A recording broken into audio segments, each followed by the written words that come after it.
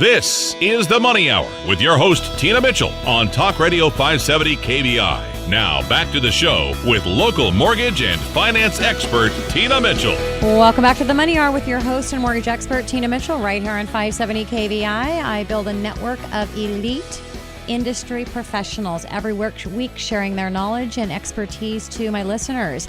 And my last guest in studio today is Kathy Morrow with Remax Performance Plus, here to discuss what's happening in today's real estate market and how consumers are reacting to the current environment.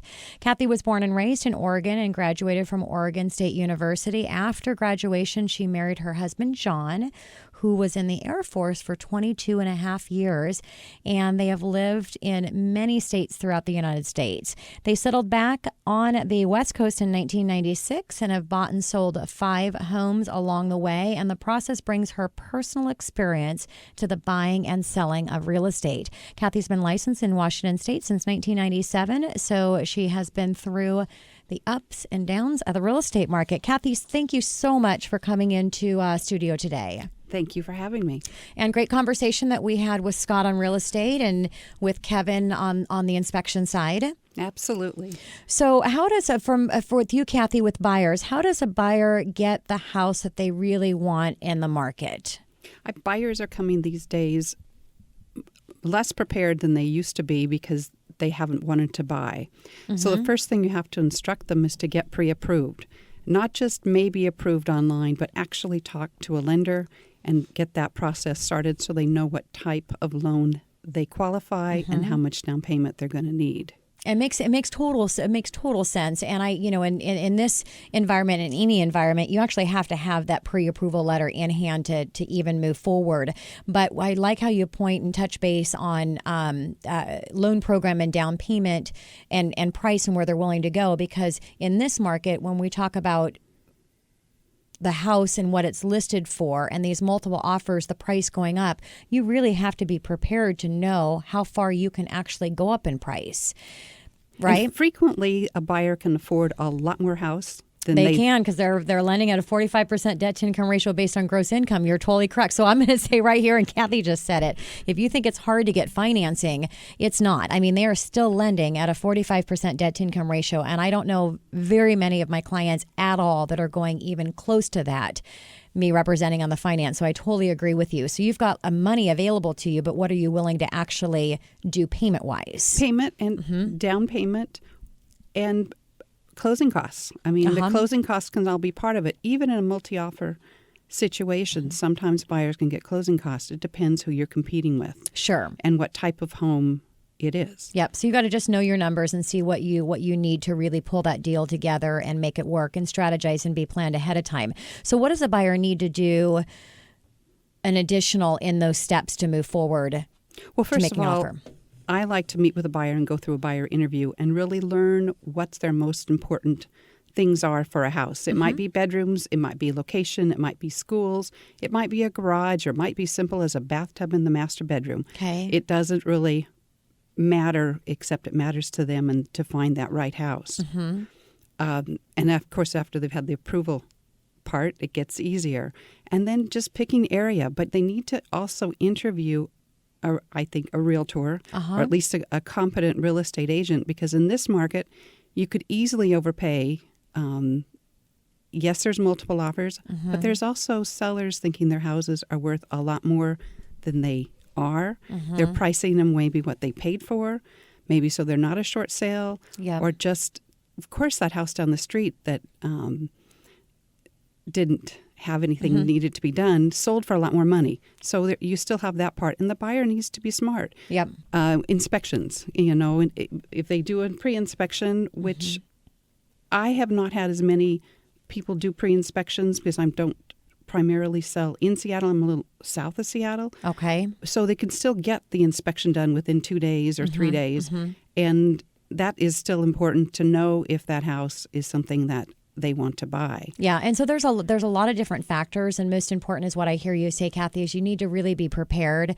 You need to know what you can do, know what you're willing to do, know what the costs are.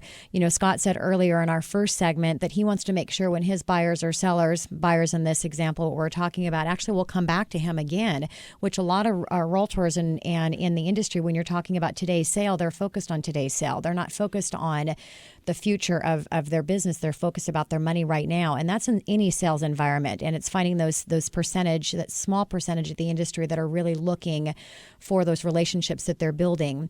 So communicating and understanding what they want, and also having everything listed of what's important ahead of time so that you're going out there and you're really prepared before you start making offers on homes. And just like Scott had said earlier, my business is based on referrals. If I just look at that paycheck and don't find the perfect house for that buyer and can encourage them to overbuy or buy a defective house, sure, then they're not coming back and they're not going to refer their friends to it. So it's more important to me that they find that house.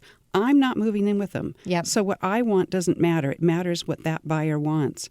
Sometimes in that process, it's figuring out when they can move in. You know, if they have a lease that's up, if they can move in quicker, what other factors are going on to get through that process. So, Kathy, let's talk about earnest money, because I know it's different depending on the market that you're in as well, and how in the negotiating process. But what are you educating your clients about earnest money? And explain a little bit about what that is to my listeners. Earnest money is showing good faith of what you are looking for. Minimum in any market is a 1% type of offer. So it's kind of your standard 1% of whatever your offer is.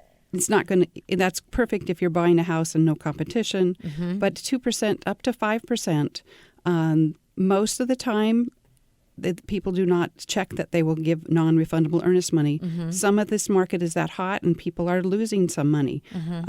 Most of the time, in my experience, there's a way to get the earnest money back through the inspection process. They also need to be able to get financing. Sure. You know, and that's part of the process. You know, they're out there looking and they find that perfect house. They put that offer in. They put their earnest money down, refundable or not refundable, but they can't get financing because they haven't talked to a teen in the world or somebody else. So the earnest money, generally, they can get it back for whatever reason is wrong with that house. Yeah. So earnest money, it's going to go towards the down payment or towards the closing cost alone, unless something happens. You just got to make sure. Again, this is one more key reason out of the numerous and many reasons why you have to work with an established realtor that's looking out for your best interest as well, and making sure that they're communicating on everything. Because if you waive your earnest money and financing falls through, then your earnest money is at risk. So understanding what that is and making sure you understand the contract is going to be key. So what about closing, Kathy, on the actual closing timeline? Closing can vary, and part of the winning in the market is the time frame. 30 to 45 days can be accomplished on a regular sale. Occasionally people with cash, and there are cash buyers out there, a lot more than there used to be, they can close pretty quickly. Again, it's back to whether they have a lease and they can move, and it depends on what the seller can do also. Sure. Some sellers can be out quickly, or if you're in a vacant house, it can close much quicker. But 30 to 45 days still is pretty standard to accommodate everyone's wishes in the process. And for me on the lending side, I'm just going to put in information. There is no reason why a lender cannot close in a 30-day calendar day. There's a lot of lenders that don't and are not meeting closing dates. Make sure you get a guarantee to back your closing. I guarantee my closings on a 30-day calendar day, and there's a list of things that I need from the buyer to ensure that's going to happen, and it really makes it as close to bulletproof as you can when you're communicating that these are the items that need to be done, and there's no reason why it can't be done in a 30-day calendar. Now, if somebody has all their ducks in line and they provide the documents within 24 hours of requested and all the updated things that need to come in, there's no reason why you can't close in 20 days. But you've got to just have that relationship with your lender and make sure that they can, back the closing up, because if the seller isn't communicating and finding out what the seller's needs are, but a lot of times the seller wants to close as quickly as possible. So if you can go in with a 20-day calendar close versus a 45-day calendar close, I would manage it's going to have some type of impact as far as the strength of your offer. Is that correct, Kathy?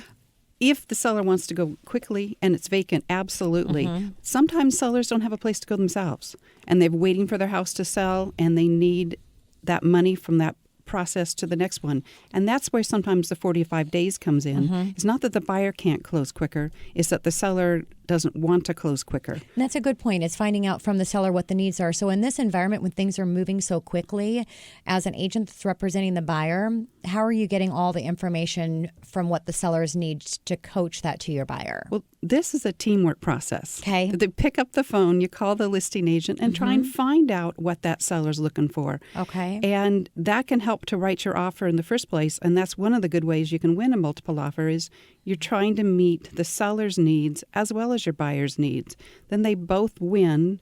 But of course, when I'm representing this buyer, I want them to get the best house at the best price. Of course. When I'm representing a seller, I want them to also get the most money for their Of home. course. Completely different view depending on which side you're representing. So let's move over to the seller side because you represent both buyers and sellers as well. So on the seller side, what is something that you're advising for your sellers to get the maximum amount of dollars or top dollar for their home? First thing when I talk to a seller and you'll see their house is see what condition it is. You know, we live in our house and we don't see that, well, there's moss on the roof. There's wrinkles in the carpet. There's a furnace that hasn't been serviced in 10 years. There's different issues that way. A buyer's going to see that as soon as they walk in, or they've got clutter everywhere. They need to get that product, the house, ready for sale. Yep. Whether it's a pre-inspection, a formal one, or not a formal pre-inspection, it still needs to be looked at through a buyer's eyes so that you can generate the top dollar. Just like if you're selling a used home, I'd ask yourself, are you going to get it detailed or not? Right. Right? I mean, it's the same thing. And it's so surprising that, and especially in this environment where it is a seller's market, they feel that they have all the advantages. And they do have a lot of advantages, but still, bottom line is you have an opportunity to make top dollar on your property, and there are certain things you will always have to do to accomplish that. So what about multiple offers on the seller side? Because I would imagine it would be kind of fun to have 10 offers come in on your home, but at the same time there could be a lot of stress, because how do you as a realtor representing the seller advise on which one of these 10 offers to take? First, you have to look at how they're qualified. And it is a personal. The seller can sell to whoever they want. They do not have to take the top dollar. The top dollar might be an investor. They might not want their family home to go to an investor. Or the top dollar could be that cash buyer. And for whatever reason, they don't want to take a cash offer. Not that anybody would do that, but. Well, no, they do, because if it's their property. I can't tell them which one to take. They're all just on a piece of paper and you're looking at it. However, the lender they've chosen and the type of loan they've chosen, it matters in whether it can go through. Some houses are not going to pass some FHA financing rules and may have to go through a 203K, which can take a lot longer than others. The earnest money amount, if they put that 5% down and their inspections, I will always encourage a seller to pick someone who's gone through inspection so that house, when they've sold it, doesn't come back to haunt them because something was wrong and they didn't know about it. Exactly. As Kevin said, there may be water in that crawl space and they didn't open the hatch.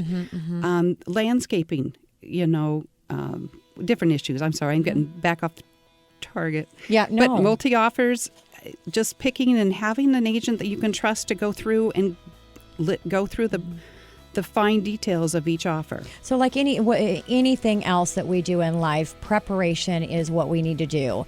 If you're a seller out there getting ready to sell your home, or you're a buyer listening to my show getting ready to purchase a home, if you don't have a checklist, then you need to pick up the phone and give my show a call. 1-888-987-0570. Again, it's 1-888-987-0570. You should have a checklist of everything that you need to be doing to prepare ahead of time to make sure, whichever side you're on, to get the maximum deal for your purchase or the sale of your property. This is your host and mortgage expert Tina Mitchell signing off for the day. I want to thank all of you again for being here with for my show this Sunday, and come back and listen to me next Sunday, same place, same time, right here on 570 KVI.